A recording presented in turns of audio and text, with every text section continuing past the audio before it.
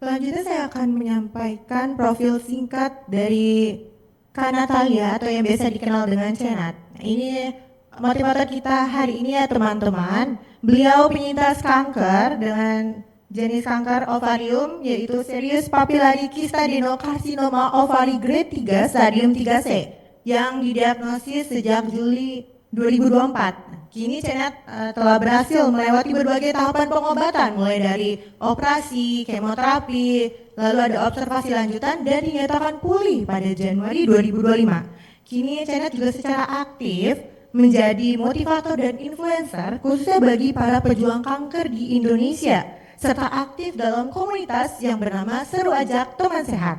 Luar biasa ya teman-teman, pengalaman narasumber kita sekaligus motivator kita pada hari ini.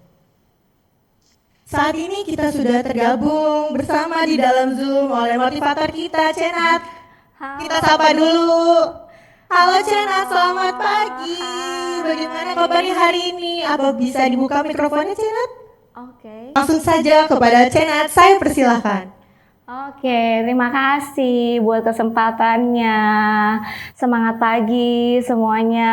Good morning. Aduh, sebenarnya saya di sini itu bukan siapa-siapa ya. Cuman mungkin saya mengalami dan kebetulan buat teman-teman penyintas cancer yang ada di luar sana itu bisa memberikan semangat. Ya semoga apa ya perjalanan saya nanti bisa menyemangati, bisa memberikan suatu insight baru buat teman-teman berjuang selama melewati kemoterapi itu ya.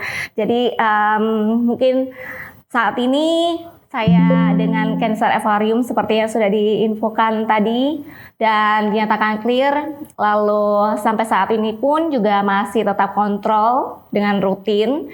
Awal mulanya sebetulnya begini, jadi di tahun sekitar 2012 gitu ya, itu mungkin ada slide di sana ya. Di sana ada slide itu saya terkena kista. Jadi memang kista ini sudah ada sejak 2012 ya kista itu.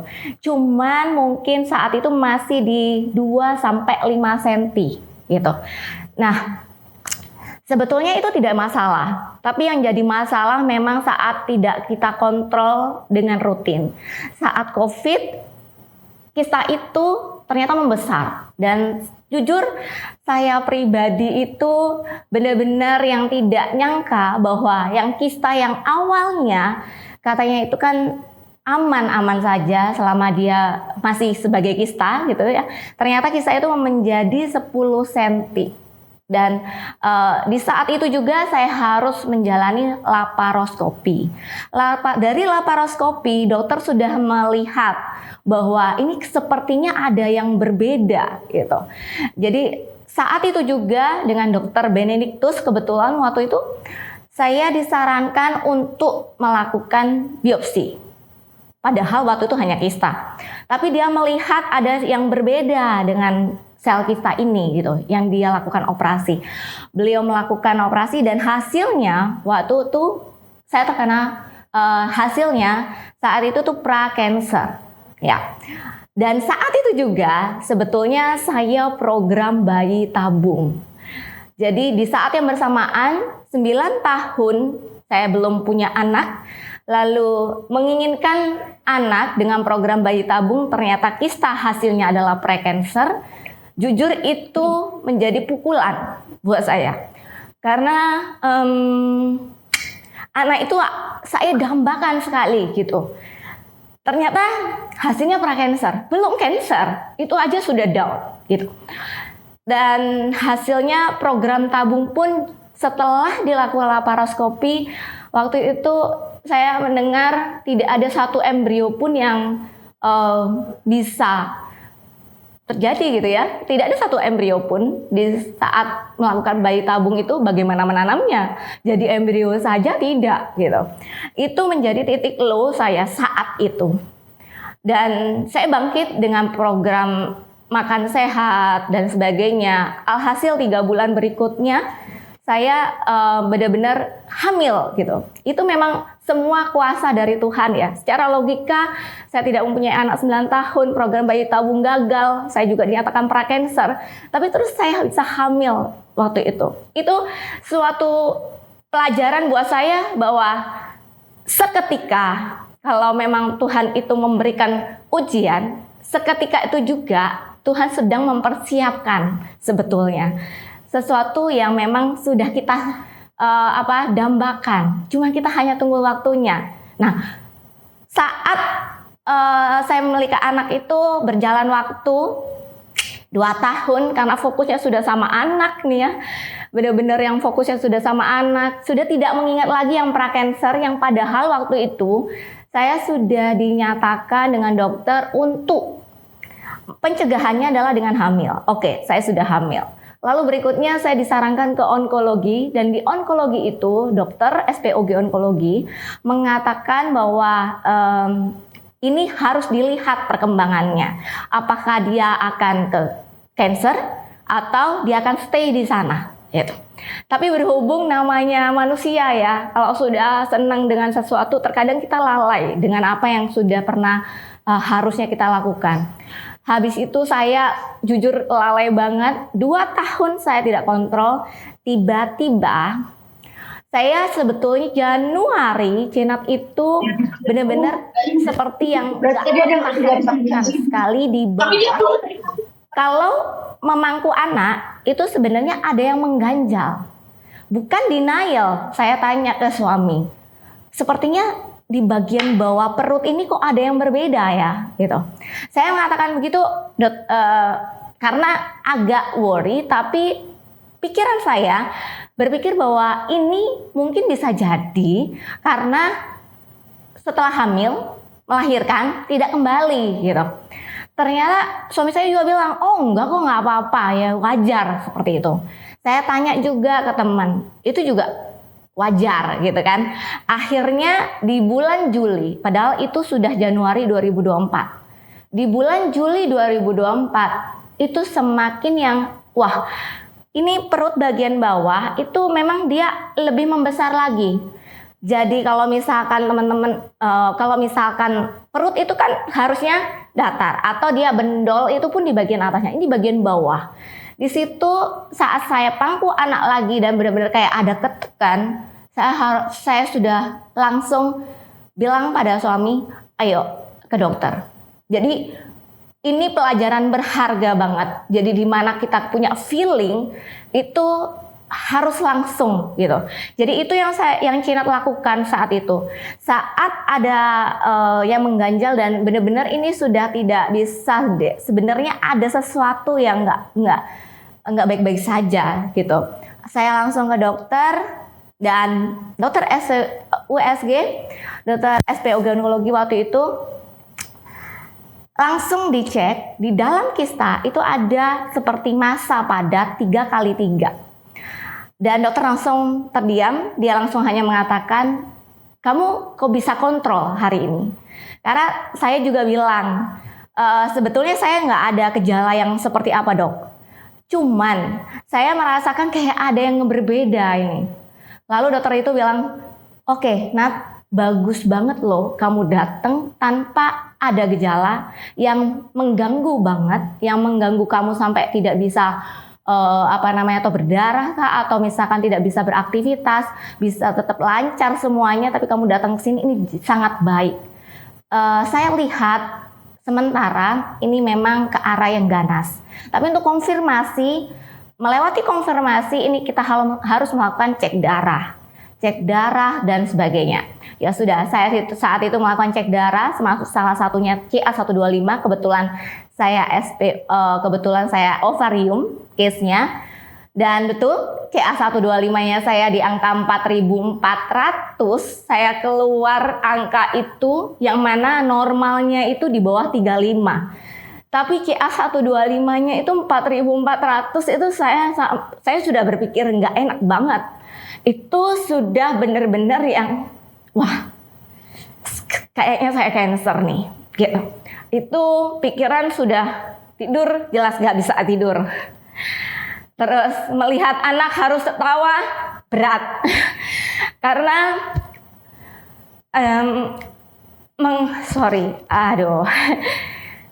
karena menetralkan emosi, membuat pikiran saya tenang saat itu saya nggak sanggup. Saya mau nangis hanya bisa tengah malam, ya kan? Menangis sendiri di kamar karena anak saya nggak boleh tahu kan? Itu buat saya berat karena panjang ya yang mengharapkan kita, apalagi sebagai seorang ibu yang sudah mendapatkan anak, tapi harus bisa melewati semuanya itu. Kayaknya bisa nggak ya gitu. Itu yang benar-benar saya pikirkan, dan tiap hari isinya cuma nangis mulu ya. Jadi sebelum kontrol ke dokter sebetulnya saya itu nggak ada yang nangis, tapi memang kepikiran ya. Kepikiran bahwa ini ada yang nggak benar, ada yang nggak beres. Tapi setelah cek ke dokter, itu benar-benar yang jadi malah tiap hari itu nangis mulu. Pikiran itu kemana-mana. Orang ngomong itu kayak ibaratnya gini ya. Saat orang memberikan masukan, itu sepertinya kayak yang nggak masuk ke kepala gitu. Ya kayak merasa bahwa kamu nggak ngalamin yang apa aku alami sih gitu. Jadi saya berpikir kalau waktu itu kalau misalkan saya nggak ada, itu kayak gimana saya kayak gitu. Siapa yang harus ngurus dia gitu kan? Terus siapa yang akan menjaga dia besar gitu? Padahal saya mendapatkan dia 9 tahun. Sudah diberi sama Tuhan, tapi nyatanya saya harus melewati cancer. Waktu itu saya menanyakan, Tuhan, kok gini banget ya? Jalan hidupku kok harus melewati seperti ini ya gitu. Sudah didambakan, engkau sudah jawab dengan memberikan anak, tapi kenapa sudah engkau kasih anak itu? Engkau kasih ujian yang benar-benar aku nggak tahu. Saya nggak tahu nih bisa nggak ngelewatin ini gitu. Sampai pada akhirnya di suatu momen saya harus cepat melewati itu kan, harus ada tindakan. Saya mengambil dokter yang berbeda. Kenapa? Untuk mencari alternatif yang lain. Ya, bukan mengharapkan hasil yang berbeda. Cuman saya mau memantapkan dokter yang menemani saya nanti melewati proses penyembuhan kanker ini. Itu betul-betul klik sama saya. Itu yang akhirnya saya pergi ke Dr. Brahmana Askandar SPOG Onkologi. Di sana beliau saat cek beliau langsung bilang, USG saja beliau langsung bilang, oke, ini harus langsung tindakan.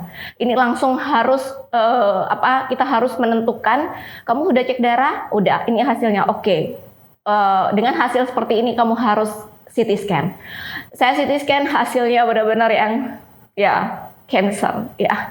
Dan apa yang harus dilakukan dok? Harus berpikir cepat saat kita harus tenang, tapi harus berpikir melakukan keputusan tindakan. Apakah saya melakukan itu di Indonesia? Apakah saya harus keluar negeri? Apakah gimana saya anaknya nanti? Apa yang saya harus putuskan itu saya harus jalani dan harus benar-benar yakin dengan apa yang sudah saya putuskan. Jadi saat itu saya berdoa, saya putuskan, oke, saya melakukan di Indonesia. Kalaupun ada medis yang lebih baik di luar sana, saya hanya berpikir kalau memang hidup saya ini masih dikasih kesempatan, ya saya mau menemani anak saya. Itu yang saya pikirkan saat itu. Dan hasil saya harus operasi, dokter bilang, dan hasil operasi itu saya mendengar. Tapi memang karena obat bius itu jadi saya seperti kayak masih melayang-layang, dan betul cancer ovarium stadium 3C. Saya langsung down. Kenapa? Karena ternyata dengan kondisi fisik saya yang sangat baik, ternyata sudah ada peleketan di usus dan saluran kencing. Itu yang membuat saya nggak make sense. Kenapa? Karena saya baik-baik saja gitu. Tapi kenapa ternyata cancer itu sudah menyebar gitu. Ibaratnya dia sudah tidak di tempatnya. Dan operasi itu sudah dilakukan, dan jujur ya full support dari orang-orang yang dari keluarga. Dari keluarga itu benar-benar melekat banget ya. Kinat itu bukan tipe yang yang bisa dengan mudah menyampaikan sesuatu sebetulnya. Tapi benar-benar support dari orang terdekat itu sangat penting, berarti banget untuk penyintas kanker. Dan keluarga yang menemani saya saat itu mengatakan, oke, yuk bisa, yuk melewati semua ini. Jujur berat banget. Cuman dokter mengatakan, yes, operasi kamu berhasil dengan baik, dan kamu harus melewati kemoterapi. Jadi kemoterapi itu 6 kali gitu ya. Saya harus makan. Saya operasi benar-benar dengan lancar, semuanya betul-betul lancar. Operasi besar, saya diangkat kanker diangkat ovarium, indung telur dua-duanya, rahim semuanya diangkat. Dan itu betul-betul yang saya langsung tidak bisa punya anak lagi artinya ya kan. Dan saya siap untuk itu. Tidak meminta ibaratnya kenapa saya harus diangkat rahimnya Tuhan. Kenapa? Saya nggak bisa punya anak lagi nanti. Saya nggak komplain tentang itu. Tapi betul-betul yang saya takutkan sebenarnya adalah saya nggak ada sebelum anak saya ini bisa melakukan semuanya dengan sendiri gitu ya. Karena itu benar-benar yang kerinduan saya tuh bisa bersama anak saya. Dan betul saya harus melewati kemoterapi. Dan di sana, di kemoterapi yang berikutnya, mungkin slide berikutnya, di sana ada, saya harus CT scan ya, sebelum saya operasi. Di slide berikutnya itu, di slide, ya ini hasil MRI ya, hasilnya, ya kanker ovarium stadium 3C grade 3. Jadi termasuk high grade gitu ya. Dan ini harus dilakukan kemoterapi 6 kali siklus. 1 siklus 6 kali. Setelah itu nanti akan dievaluasi. Ya, itu betul-betul hal yang saya takutkan. Itu padahal dari kecil adalah diinfus. Saya nggak mau banget diinfus. Karena saya takut sama jarum suntik gitu ya. Tapi ternyata saya dihadapkan dengan kanker yang harus melewati kemoterapi, dan itu harus infus obat kemo. Dan ya berat pastinya, nggak mudah karena kemo pertama saya di slide berikutnya itu kemo pertama saya benar-benar tumbang. Jadi benar-benar kalau misalkan kemoterapi, waktu saya nggak ada pemahaman apa-apa ya, saya scroll. Jadi kenapa kok saya bisa ada di sini? Mungkin ini awal mula saya ada di posisi yang saya mencari informasi untuk apa yang saya harus persiapkan melewati kemoterapi.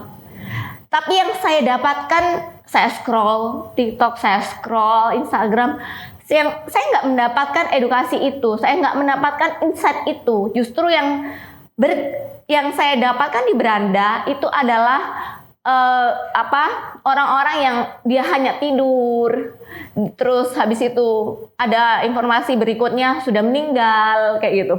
Dan itu membuat saya jujur tambah down.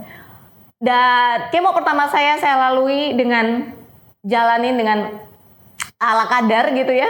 Di momen saat itu juga di slide berikutnya itu sebelum kemoterapi saya benar-benar yang menangkap saya harus gimana ya membuang semua ketakutan saya, semua kerisauan saya, semua kekhawatiran saya untuk saya bisa melewati ini semua, karena berat sekali buat saya untuk bisa melewati ini dengan kondisi yang sekarang, kondisi yang dimana pikiran saya kacau, terus habis itu keyakinan saya juga tidak ada untuk bisa sembuh dari kanker ini, terus habis itu juga fisik saya yang menurut saya itu dari yang baik-baik saja jadi useless gitu ya, yang dari awalnya produktif gitu ya, yang dari awalnya produktif bareng anak, maksudnya bisa menjaga dengan baik, sekarang giliran sudah kayak divonis saya bersama anak dan di rumah itu betul-betul yang tidak ada sukacita, tidak ada bahagia, itu nggak ada gitu. Makanya saya bilang, Tuhan tolong, saya nggak bisa ngelewatin ini gitu. Akhirnya di malam itu, di momen itu, di slide berikutnya, tolong itu betul-betul saya berterima kasih sama keluarga ya, jadi sudah keluarga, kakak saya yang menemui saya waktu itu, dan teman sekaligus sudah menjadi saudara. Di momen itu benar-benar saya berdoa sama Tuhan. Betul-betul saya meminta kekuatan, saya minta pertolongan, saya lepaskan semuanya itu sama Tuhan. Saya serahkan semuanya itu ke Tuhan. Hidup saya di dalam saya lahir juga karena kuasa Tuhan, ya kan? Saya saya hidup pun itu karena kuasa Tuhan. Saya mempunyai anak pun itu juga kuasa Tuhan, ya kan? Dan saat itu saya berpikir kalau saya memang harus selesai, Tuhan pun pasti bisa menjaga anak saya. Itu titik balik. Dan ternyata saat ada di titik itu, semua itu jadi lebih ringan loh. Jadi benar-benar lebih nggak berat seperti sebelumnya gitu. Jadi saya melewati kemo pertama, slide yang berikutnya, next. Jadi yang saya melewati berikutnya dengan kemo pertama, ya akhirnya gundul gitu. Akhirnya gundul ini benar-benar, kalau rambut itu dulu sebelum saya kena kanker, saya itu kinat itu benar-benar sedikit satu helai, dua helai, atau bukan dua helai lah ya, rambut rontok itu bukan satu dua helai lah ya. Rambut rontok itu kan pasti banyak. Nah, saat banyak jatuh tuh saya stres. Kenapa? Ya tahu sendiri ya, sebagai wanita rambut itu mahkota, ya kan. Nggak kebayang kalau misalkan gundul gimana gitu. Ternyata lagi-lagi saya harus gundul. Tanpa saya minta, tanpa saya ini, ternyata rambut itu berguguran setelah kemoterapi dan saya harus menerima, saya botak, saya gundul, dan saya merasa waktu itu nggak apa-apa kok, nggak apa-apa. Ternyata saat saya gundul, ya sedih juga, dalam juga gitu ya. Nanti gimana ngelihat orang-orang, anak saya gimana, dan sebagainya. Ternyata hal itu membuat pelajaran betul-betul ya, masuk ke dalam bahwa seluruh yang kita punya, ini yang saya punya, Tuhan ternyata itu punyamu. Rambut saya itu punya Tuhan, tubuh saya ini punya Tuhan. Kapan Tuhan mau ambil, kapan Tuhan mau bilang gundul, kapan Tuhan mau tumbuh, itu juga sudah kuasanya Tuhan gitu. Hasil kemo pertama tumbang. Kalau bilang orang-orang yang ditakutkan efek kemo kan, sebenarnya saat cancer itu yang sangat saya takutkan tuh kemoterapi. Karena kebayang itu nanti tubuh saya jadi gimana ya? Nanti bisa nggak yang ngelewatin itu? Dan betul kemoterapi yang pertama saya lemas. Terus habis itu juga tidak bisa jalan. Jadi cuman hanya tiduran aja. Lemes banget, buat duduk itu nggak ada tenaga. Gimana ya ngomongnya ya? Jadi benar-benar tipes itu tidak ada apa-apanya. Tapi benar-benar yang cuman tiduran dong gitu. Terus habis itu saya juga waktu itu mau makan ya ala kadar. Jadi recovery-nya pun juga cukup lama, 1 minggu lebih. Saya ngerasa nyeri dari kepala sampai kaki. Dan saya mikir, wah berat nih kalau kayak gini. Bisa nggak ya sampai kemo ke-6 gitu. Terus habis itu saya selesai di kemo pertama. Saya mencari tahu, kebetulan ada dari cancer survivor yang beliaunya berobat di Singapura, cancer mamai sebelumnya, itu teman dari saudara saya. Beliau menyampaikan bahwa kamu harus prepare. kamu harus mempersiapkan tubuhmu gitu. Nggak bisa kamu kalau misalkan kemoterapi itu hanya kayak menjalani gitu aja. Kamu harus prepare. Di situ saat mau masuk kemo kedua, saya totally mempersiapkan semuanya. Mulai dari yang pertama, saya mulai hidup, pola lifestyle saya berubah semuanya. Saya mulai olahraga, saya mulai makan makanan yang sehat, sangat sehat bahkan karena protein, lemak, terus habis itu vitamin, mineral, karbohidrat kompleks, itu semua saya benar-benar persiapkan dan makan dengan semaksimal yang saya mampu. Terus habis itu juga saya ada minum vitamin yang kandungannya hanya flavonoid, itu untuk membantu menunjang stamina saya. Terus habis itu juga saya tidur, itu saya memang on track, strike banget gitu ya. Betul-betul jam 10 itu udah maksimal saya tidur. Bangun pagi saya olahraga. Di situ saya lakukan rutin dan menjaga pikiran juga gitu ya. Kemo kedua sampai kemo ke-6 betul-betul jauh sangat efeknya dibanding yang kemo pertama. Saya bisa beraktivitas seperti biasa. Ada nyeri pun, ada lemes pun, itu sangat minim gitu. Tidak seperti yang kemo pertama yang benar-benar tidak bisa apa-apa. Di situ semangat saya mulai ada. Di situ titik ada kayak harapan buat saya, oh saya bisa nih melewati ini. Dan di titik itu juga, meskipun saya kira waktu itu belum dinyatakan clear, saya mulai live di TikTok. Saya mulai memberikan tips itu ke teman-teman pejuang cancer.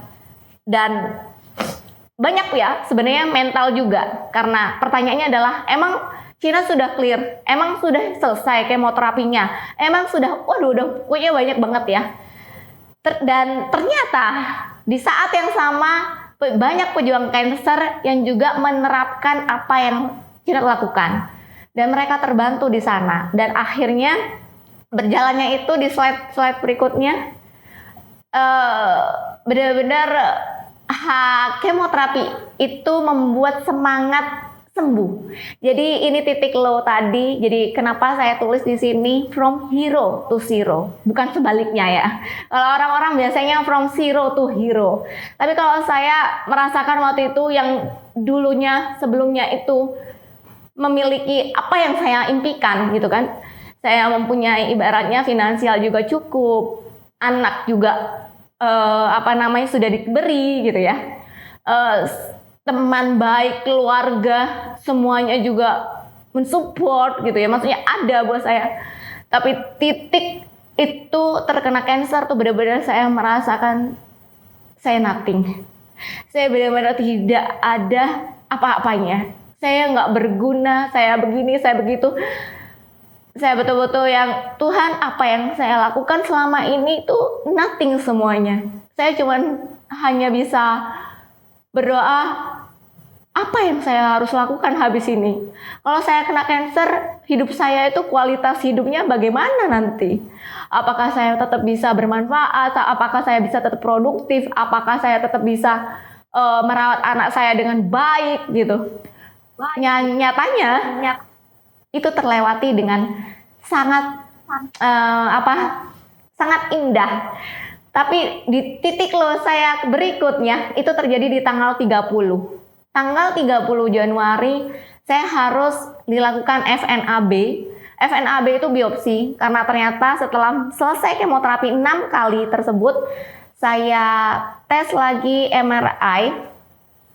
Ternyata hasilnya itu ada pembekakan kelenjar getah bening di daerah selangkangan. Dan dokter Barmana menyarankan untuk FNAB, biopsi. Itu saya benar-benar down mental. Yang pertama, saya share tips ke teman-teman. Saya belum dinyatakan clear. Tapi di saat yang sama, saya harus melakukan biopsi lagi, yang dimana harus memastikan apakah penyebaran metas dari yang sebelumnya atau tidak. Jadi di situ benar-benar Tuhan maunya apa? Kalau memang Tuhan mau sembuhkan, tolong sembuhkan. Tapi kalau memang enggak, tolong saya kasih kekuatan. FNAB itu hari itu juga saya FNAB, ternyata ini benar-benar yang di luar nalar. Saat itu juga dokter mengatakan bahwa tidak ada pembekakan kelenjar getah bening semuanya normal. Dan habis itu saya ke dokter Brahmana dan dokter Brahmana menyatakan oke, kamu clear. Sekarang kamu kontrol per 3 bulan dan seterusnya. Jadi itu perjalanan yang membuat saya banyak yang saya pelajari. Di next slide berikutnya mungkin akan cepat aja ya. Jadi itu berikutnya ya, jadi titik terendah saya menjadi titik balik adalah di saat saya mengatakan bahwa oke, hidup saya ini Tuhan tuh sudah kasih yang luar biasa buat saya. Hidup saya itu sudah dikasih yang luar biasa. Apalagi sih yang saya minta? Nggak ada. Tuhan kasih keluarga yang baik, teman-teman seperti saudara yang baik, yang selalu mensupport, anak yang sangat lucu. Apa yang saya minta lagi? Nggak ada. Jadi kalau misalkan saya harus selesai, saya siap. Tapi kalau memang belum, ya saya mau melakukan ini, memperjuangkan ini untuk pejuang kanker yang lainnya juga, agar pejuang kanker juga bisa melewati ini dengan baik. Itu titik low yang menjadi titik balik saya, benar-benar bisa membuat hidup saya menjadi lebih bermakna, bermanfaat yang saya rasakan sampai saat ini juga, meskipun ada mental ya. Serangan mental pasti ada ya. Saat kita melakukan kontrol, kita pasti ya, saya pikirkan Tuhan, kalaupun nggak clear, tolong yang terbaik. Tapi saya harapkan clear, karena memang yang saya lakukan masih panjang. Karena saya mempunyai di sini berikutnya, di slide-slide berikutnya ada komunitas ya. Di situ ini titiknya kemarin saya gundul ya. Ternyata gundul itu nggak apa-apa loh gitu. Jadi kalau misalkan sebetulnya kalau di pikiran saya waktu itu orang akan beranggapan apa ya saat saya gundul gitu kan. Tapi ternyata sebelum kita memikirkan bagaimana orang akan berpikir itu, sebetulnya yang perlu dilakukan adalah apa yang diri kita pikirkan.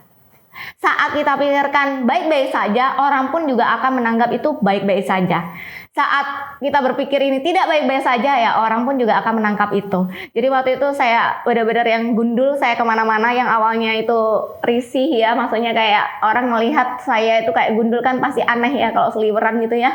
Ini dikira siapa gitu kan. Awal saya pasti pakai yang namanya tutupan kepala, tapi pada akhirnya saya melepas itu dan saya jalan dengan gundul botak itu. Jadi kalau misalkan di sini ada pejuang cancer yang gundul juga, it's okay. Kamu cantik dengan apa yang kamu punya, gitu. Terus berikutnya ada di slide berikutnya, di sana ada perjalanan, ya itu perjalanan yang tahun berikutnya. Jadi awal didiagnosa itu 20 Juli 2024 saya didiagnosa ovarian cancer diagnosis stage 3C ya. Terus habis itu juga tanggal 3 Agustus itu melakukan operasi, tanggal 31 Agustus first kemoterapi, tanggal 14 Desember itu 6 kali kemo terakhir sekaligus kemo terakhir, dan tanggal 21 Januari FNAB yang tadi saya sampaikan, dan 30 Januari itu saya nyatakan clear. Dan akhirnya saya melakukan ini buat teman-teman. Kalau misalkan saya ada di sini itu karena kalian semuanya para pejuang cancer, orang-orang keluarga yang mensupport pastinya. Dan saya memberikan live setiap hari yang akhirnya ada komunitas seru ajak teman sehat di slide berikutnya. Itu harapannya teman-teman bisa melewati dengan sangat baik. Tidak lagi takut ataupun mundur dari medis. Bahkan banyak sekali yang datang memberikan informasi bahwa mereka itu sebetulnya tahu sejak awal. Tahu sejak awal kalau mereka itu sedang tidak baik-baik saja, tapi mereka takut untuk ke dokter, takut untuk ke medis. Karena kalaupun cancer, nanti mereka takut menghadapi kemoterapi dan terapi penyembuhannya yang harus dilewati, entah itu radiasi, entah itu kemoterapi, imunoterapi dan sebagainya. Dan di sini saya mau menyampaikan bahwa bisa kok. Sebetulnya efek kemo itu tergantung tubuh. Itu dari pengalaman dari saya. Mungkin nanti ada yang ahli di sini, tapi dari pengalaman saya, selama tubuh kita itu benar-benar fit dan kita mempersiapkan dengan baik, efek kemo itu akan minim. Jadi di sini, kalaupun banyak sekali diseru ajak teman sehat di komunitas yang awalnya kemoterapi, dia takut kemoterapi, dia maju untuk memulai kemoterapinya. Ada yang berhenti kemoterapi, lalu juga banyak yang jadinya dia melanjutkan lagi kemoterapinya. Harapan Cenat lewat sharing ini, ya bahkan banyak yang ada juga datang ke rumah Cenat di slide berikutnya. Harapan Cenat satu hal, kalaupun kita tidak selesai saat ini, ya pastinya umur kita tuh memang kan ada di tangan Tuhan, ya. Kita dikasih cancer tuh sebenarnya kita dikasih kesempatan.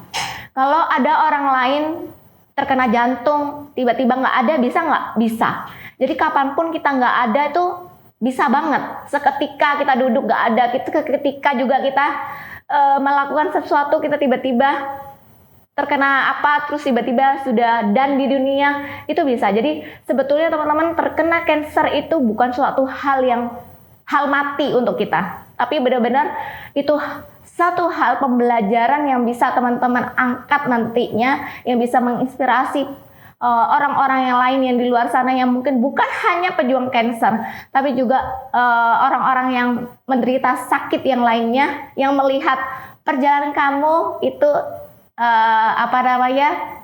indah. Perjalanan kamu tuh tidak seperti yang mungkin orang, ternyata sakitku itu tidak ada apa-apanya loh. Bahkan orang sampai banyak yang bisa jadi melihat seperti itu. Ternyata saya kena kista itu seperti dunia runtuh, itu tidak ada apa-apanya loh dengan kamu gitu. Itu semua hal yang pastinya kalau misalkan itu terjadi ke kamu bukan orang yang biasa saja. Jadi saat kamu sekarang ini terkena cancer, jangan malu. Ini bukan aib. Yang pertama, ini bukan sesuatu yang harus ditutupin, karena berat buat kamu menjalani itu. Kalau misalkan kamu harus tutupin, itu berat banget, karena kamu tetap ya perlu support, karena bagi Cina sendiri support itu berarti. Jadi lepaskan, karena pastinya akan banyak orang yang akan mensupport kamu. Dan semuanya efek kemo itu bisa teratasi dengan minim kok, asal dipersiapkan. Jadi buat teman-teman di sini, ini saya ada kata-kata di sini, there are no phrases like give up or surrender in your life dictionary. There is only rising, fighting, and becoming a blessing for many others. Thank you. Semoga bermanfaat ya. Terima kasih. Iya, atas motivasi yang telah diberikan oleh Cenat. Terima kasih kepada Cenat atas motivasi yang sangat inspiratif dan menyentuh hati. Semoga apa yang disampaikan tadi dapat memberikan semangat baru, tidak hanya bagi para pejuang kanker dan keluarganya, tetapi kita sebagai calon perawat dan tenaga kesehatan dalam memberikan pelayanan yang sepenuh hati bagi para pejuang kanker di Indonesia dan maupun di luar negeri. Begitu ya teman-teman.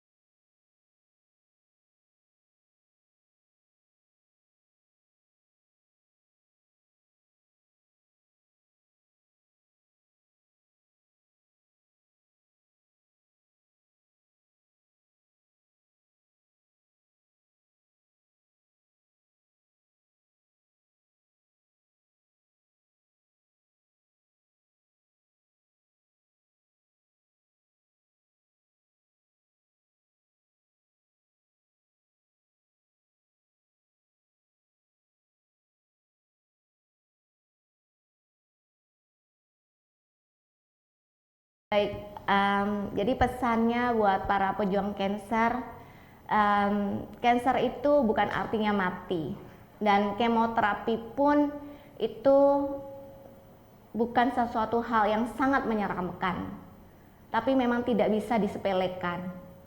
Jadi harus dipersiapkan. Persiapkan fisikmu mulai dengan nutrisi yang terbaik untuk menunjang kondisi tubuhmu.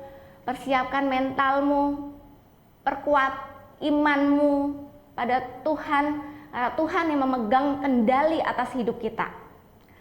Terus lakukan yang terbaik saat kamu menjalani kemoterapi, bukan dengan sesuatu yang hal terpaksa melewatinya, tapi dengan sesuatu yang bersemangat melewatinya, karena kamu menyambut kesembuhan. Karena itu adalah proses menyambut kamu menjadi lebih sehat. Jadi buat teman-teman, ini quotes yang sering biasanya Cena sampaikan, cancer bukan akhir dari segalanya, tapi awal perjalanan kita dimulai. Itu dari saya. Semoga bisa menyemangati semuanya yang ada di sini, pejuang cancer dan teman-teman semuanya. Baik, terima kasih Cena atas pesan-pesannya yang sangat insightful. Sama-sama. Baik, sebelum saya menutup sesi motivasi hari ini, izinkan saya menarik benang merah dari motivasi yang telah disampaikan Cenat tadi ya teman-teman, bahwa kanker ini bukanlah akhir yang seperti tadi Cenat sampaikan. Ini adalah awal perjuangan, bukan akhir dari harapan. Pikiran yang positif sangat penting untuk meningkatkan kualitas hidup para pasien kanker. Lalu juga semangat serta dukungan keluarga, lalu ada teman dekat, dukungan dari orang terdekat ini sangat penting untuk membantu proses penyembuhan serta percaya akan kuasa Tuhan. Baik Bapak Ibu serta teman-teman peserta seminar, seluruh rangkaian sesi motivasi kita hari ini telah berjalan dengan lancar. Thank you for your attention and participation. Saya Devi Oktaviani, selaku moderator, mohon maaf jika ada kekurangan selama memandu acara. Sampai jumpa di kegiatan berikutnya. Salam sehat dan tetap semangat.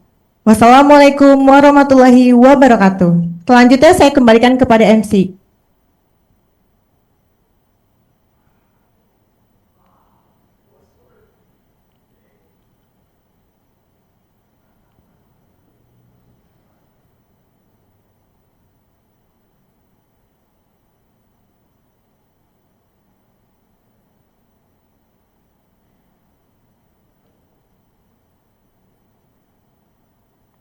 Luar biasa ya teman-teman semua, kita telah mendengarkan kisah inspiratif dan motivasi dari Kak Natalia.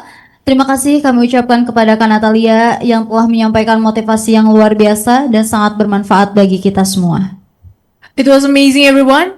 We have been listening to inspirational and motivational story from Miss Natalia. Thank you to Miss Natalia who shared an amazing and very useful motivation for all of us.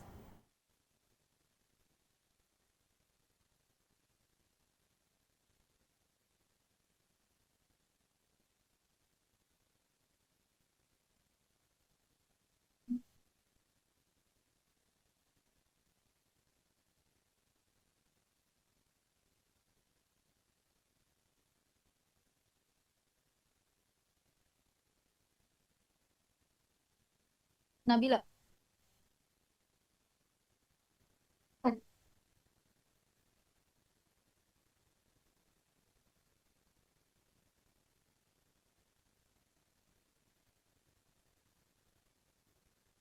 Ladies and gentlemen, let us proudly present the Faculty of Nursing University Muhammadiyah Jakarta, one of the leading private nursing faculties in Indonesia.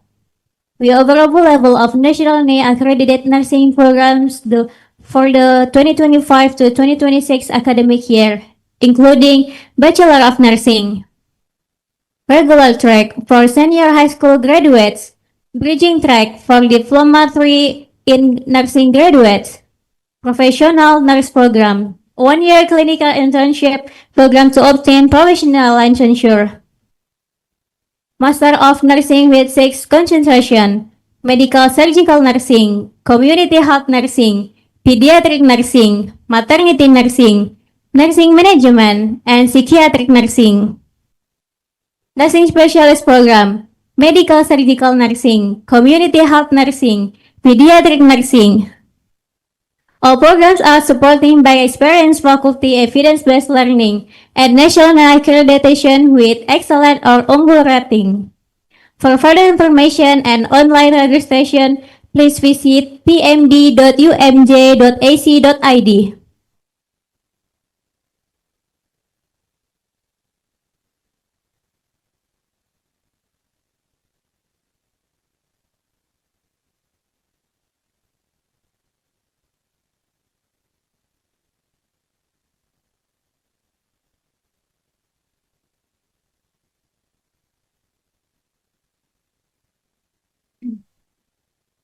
Hadirin sekalian, acara selanjutnya penyampaian hasil penelitian dari tim mini research kami dengan judul penelitian hubungan dukungan keluarga dengan kualitas hidup pasien kanker yang akan disampaikan oleh Saudari Zahra Nadira Putri Eskep. Kepadanya dipersilahkan.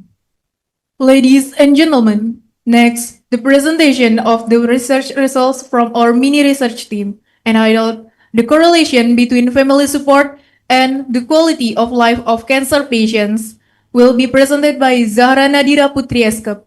To Zahra, screen is yours.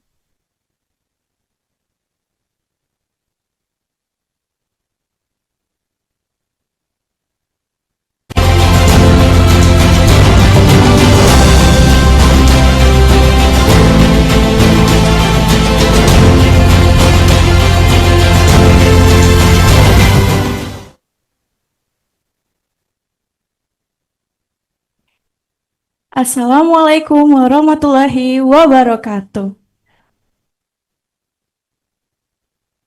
Selamat pagi semuanya, saya Zahra Nadira Putri akan memaparkan hasil penelitian dari tim karya ilmiah yang berjudul Hubungan Dukungan Keluarga dengan Kualitas Hidup pada Pasien Kanker di DKI Jakarta.